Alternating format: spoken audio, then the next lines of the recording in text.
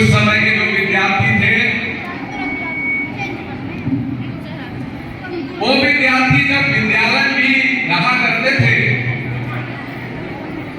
तो उनके कार्य आचरण को देख करके एक विद्यार्थी को दूसरा विद्यार्थी भी उनके साथ जुड़ जाता था। एक नाम है भगत सिंह। उन्होंने रक्षाबंधन के दिन जब उनकी बहन राखी बांधने आती है तो वो एक शीशे की शीशी में कुछ लेकर के रखे हुए थे और उनकी बहन जब राखी बांध रही थी तो उन्होंने कहा कि बहन, इसके अंदर जो मिट्टी है इसी से मेरा तिलक करो। उनकी बहन को पता नहीं था कि ये कैसी मिट्टी है जिससे मेरा भाई कह रहा है कि कुमकुम नहीं, ये मिट्टी का तिलक करो। उत्सुकता बस पूछा ये कैसी मिट्टी है भाई। भगत सिंह ने जवाब दिया, बहन, ये जालियांवाले बाग कांड की मिट्टी है जहां पे घटना घटी और बहुत सारे हमारे देश के नौजवान शहीद किए हो गए।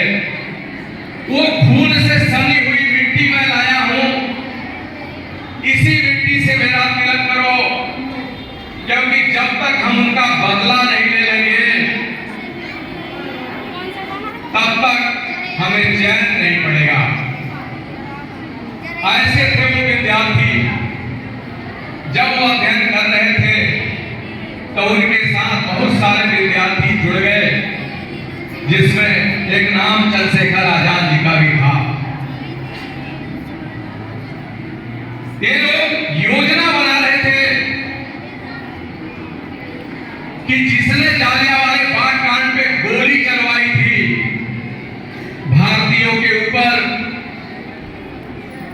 जब तक मैं उनकी जान नहीं ले लूंगा तब तक मुझे चैन नहीं है।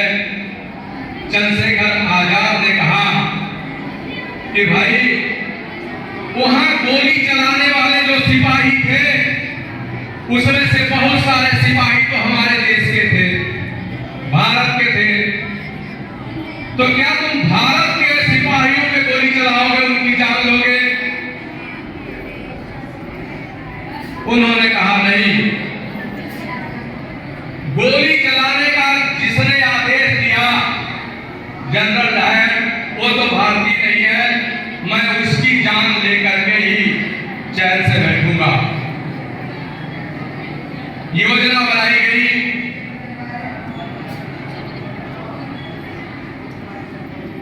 जिस थाने में वो बैठा था, इनको खबर मिलती है, इनके साथी जाते हैं और बम से उसको उड़ा देते हैं। क्योंकि चंद्रशेखर आजाद को पता था कि भगत सिंह बम से उड़ाने वाले हैं जनरल डायर को। जब बम चला दिया इन्होंने तो चंद्रशेखर आजाद दोस्ती निभाने के लिए सारी व्यवस्था करके रखे थे कि भगत सिंह वहां से निकल सकते थे, गायब हो सकते थे। उनके वहां से जाने की सारी व्यवस्था आजाद ने कर रखी थी। लेकिन भगत सिंह बोले नहीं, मैं मारने के बाद कायरों की तरह पीठ नहीं दिखाऊंगा और इसे मैं स्वीकार करूंगा कि हमने मारा है। बाद में पता चलता है कि उस बम धमाके में जनरल डायर ने के सांडर्स मारा गया, दूसरा अधिकारी मारा गया। और वे स्वीकार करते हैं, उनके ऊपर केस चलता है और आपको सबको पता है कि देश को आजाद कराने के लिए वो फांसी के तख्ते पर स्वयं भारत माता का नारा लगाते हुए स्वीकार कर लिए फांसी को, जब वो चाहते